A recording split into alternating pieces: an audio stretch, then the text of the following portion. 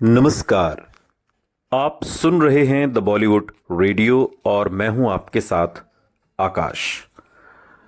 दोस्तों, आज के इस पॉडकास्ट में किस्सा राजेश खन्ना का है और बात होगी फिल्म दाग की। शुरुआत से ही हिंदी सिनेमा कहानी प्रधान कम रहा और स्टार प्रधान ज्यादा। खासतौर पर उस दौर में हिंदी फिल्म इंडस्ट्री में ऐसा माना जाता था कि रोमांटिक हीरो को अपनी इमेज हर हाल में बचा कर रखनी है और उसे देखकर सिनेमा हॉल में बैठी लड़की को यह लगना चाहिए कि यही उसके सपनों का राजकुमार है।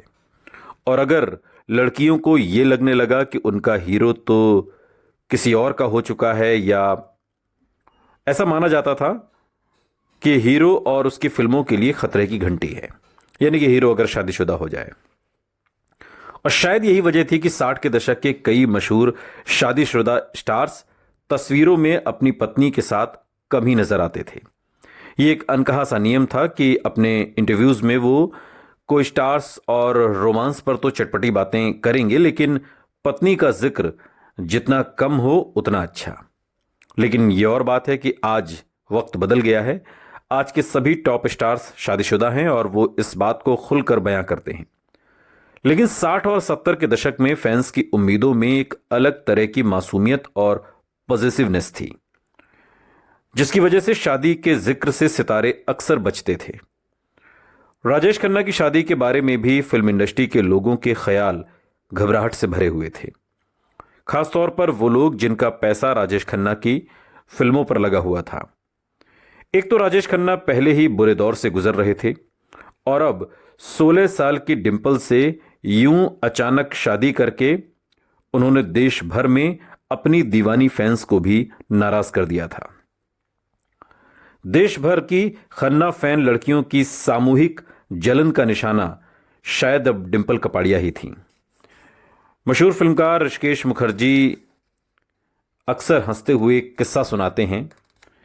राजेश खन्ना की एक दीवानी फैन का यह किस्सा है जो उन्होंने सालों पहले एक इंटरव्यू में सुनाया था। राजेश खन्ना की शादी से एक फैन इतनी ज्यादा नाराज हो गई कि गुस्से में वो एक कुत्ता खरीद लाई और इस कुत्ते का नाम उसने डिंपल रख दिया। और फिर नाम ले लेकर वो हर रोज इस कुत्ते को पीटती थी। मोहल्ले वालों को जब कुत्ते का चीखना बर्दाश्त से बाहर हो गया तो उन्होंने पुलिस में शिकायत कर दी और आखिरकार बड़ी मुश्किल से उस कुत्ते को किसी तरह उस लड़की से छुड़ाया गया, बचाया गया उसकी जान। और ऐसी ही खबरों के चलते इंडस्ट्री में कई लोगों का मानना था कि राजेश खन्ना के इस कदम ने उनकी रोमांटिक इमेज में दरार डाल दी है। डिस्ट्रीब्यूटर्स को यह डर था कि इसका खामियाजा कहीं उनकी अगली रिलीज फिल्म दाग को न भुगतना पड़ जाए। दाग यशराज बैनर तले बनने वाली पहली फिल्म थी। यह बैनर आज देश के सबसे प्रतिष्ठित, सबसे बड़ी फिल्म प्रोडक्शन कंपनी बन चुका है और अंतर्राष्ट्रीय स्तर पर भी अपने पंख फैला रहा है। इस बैनर की नींव यश चोपड़ा ने रखी थी, जो पहले अपने बड़े भाई बी.आर. चोपड़ा के साथ काम करते थे। 1969 में वो बी.आर. फिल्म्स की इत्तेफाक में राजेश खन्ना को निर्देशित कर चुके थे। अब बी.आर. चोपड़ा से अलग होकर यश अपनी कंपनी शुरू करना चाहते थे। शुरुआत में पैसों की कमी के चलते उन्हें काफी दिक्कतों का सामना भी करना पड़ा। यश ने राजेश खन्ना से अपनी फिल्म में काम करने की बात की। निर्देशक रमेश तलवार, जो फिल्म दाग में यश चोपड़ा के चीफ असिस्टेंट डायरेक्टर थे, बाद के दिनों में एक इंटरव्यू में बताते हैं कि न सिर्फ राजेश खन्ना ने यश चोपड़ा की फिल्म में काम करने के लिए हामी भर दी, बल्कि यह भी कहा कि वो उनकी फीस उन्हें उस समय दे सकते हैं जब उन्हें फाइनेंसर मिल जाए और उनके पास पैसे आ जाएं। उस जमाने में फिल्म पत्रिका और इंडस्ट्री में यह जिक्र खूब होता था कि यश चोपड़ा राजेश खन्ना की मदद और उदारता से इतने खुश हैं कि उन्होंने अपनी कंपनी का नाम यश और राज, यानी कि यश चोपड़ा और राजेश खन्ना को मिलाकर यश राज रखा है। हालांकि दोनों की तरफ से कभी इसकी कोई आधिकारिक पुष्टि नहीं हुई। न तो यश चोपड़ा ने कभी ऐसा कुछ कहा, न राजेश खन्ना ने कभी ऐसा कुछ कहा। दाग की कहानी अंग्रेजी फिल्म सनफ्लावर से मिलती थी, जो एक उपन्यास the mayor of castor bridge पर आधारित थी। लेकिन इस कहानी को भारतीय दर्शकों के हिसाब से ढालने के लिए यश चोपड़ा ने गुलशन नंदा से इसे दोबारा लिखवाया। यह समाज के बनाए रिश्तों पर सवाल उठाती एक साहसिक फिल्म थी, लेकिन यश चोपड़ा ने बड़े मैच्योर अंदाज से इसका निर्देशन किया। राजेश खन्ना ने बेहतरीन रोमांटिक किरदार निभाए। अपनी खास अदाएं काबू में करके उन्होंने बेहद संयमित परफॉर्मेंस दी। बॉक्स ऑफिस पर फिल्म की शुरुआत धीमी थी, लेकिन कुछ ही देर में थिएटर्स में फैंस की भीड़ फिर से लौट आई थी। राजेश खन्ना की शादी के बावजूद उनके फैंस ने उनका साथ छोड़ा नहीं था। सबको गलत साबित करते हुए फिल्म दाग ने कामयाबी का परचम लहरा दिया। प्यार के रिश्तों की गहराई, उनकी उलझन और इन रिश्तों पर जमाने की बंदिशों को बयां करते हुए गीतकार साहिर लुधियानवी ने बेहद खूबसूरत गीत लिखे। दाग में जहां एक गाना है, मेरे दिल में आज क्या है तू कहे तो मैं बता दूं, या फिर हम और तुम, या जब भी जी चाहे नई दुनिया बसा लेते हैं लोग, ये वो गीत हैं जो बहुत मशहूर हुए। और वहीं महिलाओं के परिप्रेक्ष्य में लिखा गया नी मैं यार बनाना नी चाहे लोग बोलियां बोलें, ऐसा भी एक प्रयोगात्मक और बोल्ड गीत भी इस फिल्म का हिस्सा था। साहिर लुधियानवी की खासियत थी कि वो फिल्मी शायरी की हद में रहते हुए गहरी बात कह जाते थे। फिल्म दाग के एक सीन के लिए उन्होंने शायरी भी लिखी जो राजेश खन्ना पर फिल्माई गई। ये डायलॉग फिल्म के अहम सीन में सुनाई देता है और अपनी खूबसूरत आवाज से राजेश खन्ना ने इसमें जान डाल दी, और ऐसा लगता था कि जैसे ये लाइनें जिंदगी और करियर की आपाधापी से गुजरते हुए सुपरस्टार की अपनी कहानी भी कह रही हैं। निजी जिंदगी में भी ये लफ्ज राजेश खन्ना के दिल के बेहद करीब थे, और यही वजह थी कि उस दौर से लेकर अपनी जिंदगी के आखिरी दिनों तक जब भी उन्हें किसी मंच पर बुलाया जाता था, वो इन पंक्तियों को दोहराना नहीं भूलते थे। साहिर लुधियानवी के ये लफ्ज जैसे राजेश खन्ना की जिंदगी का सार थे। इज्जतें, शोहरतें, चाहतें, उल्फतें, कोई भी चीज दुनिया में रहती नहीं। इज्जतें, शोहरतें, चाहतें, उल्फतें, कोई भी चीज दुनिया में रहती नहीं। आज मैं हूं जहां कल कोई और था, आज मैं हूं जहां कल कोई और था, यह भी एक दौर है, वो भी एक दौर था।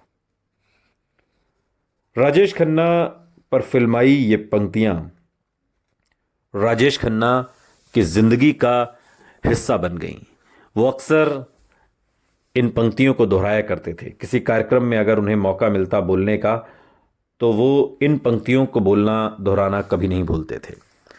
लेकिन जिस फिल्म दाग ने राजेश खन्ना को एक संजीवनी दे दी कुछ एक फ्लॉप फिल्मों के बाद, दाग ए पोएम ऑफ लव, और इसे ऐसे ही बनाया गया था। एक romantic drama film. Yash Chopra इसके डायरेक्टर थे और बतौर निर्माता ये उनकी पहली फिल्म थी। राजेश खन्ना, शर्मिला टैगोर, राखी लीड रोल में थे, जबकि मदन पुरी, कादर खान, प्रेम चोपड़ा और ए.के. हंगल सहायक भूमिकाओं में। थॉमस हार्डी के 1886 के उपन्यास द मेयर ऑफ कैस्टरब्रिज से प्रेरित ये एक ऐसी व्यक्ति की कहानी है जो हत्या के आरोप के बाद अपनी पत्नी से अलग हो जाता है और बाद में खुद को दूसरी महिला के साथ एक जटिल रिश्ते में उलझा हुआ पाता है।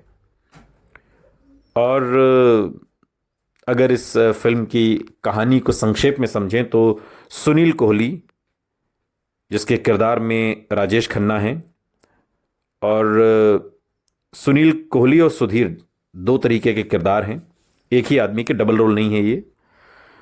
तो सुनील कोहली नाम का एक युवक सोनिया से प्रेम कर बैठता है। सोनिया जिसके किरदार में शर्मिला टैगोर हैं। हनीमून के दौरान खराब मौसम के कारण दंपति को सुनील के मालिक के बंगले में रात बितानी पड़ती है। सोनिया जब अकेली होती है तो मालिक का बेटा धीरज कपूर उस पर हमला कर देता है। धीरज कपूर के किरदार में प्रेम चोपड़ा है। सुनील समय पर पहुंचकर बीच बचाव करता है और हाथापाई में धीरज मारा जाता है। सुनील को गिरफ्तार कर लिया जाता है और उसे आजीवन कारावास की सजा सुनाई जाती है। जेल ले जाते समय पुलिस वैन का एक्सीडेंट हो जाता है और सभी सवारों को मृत मान लिया जाता है।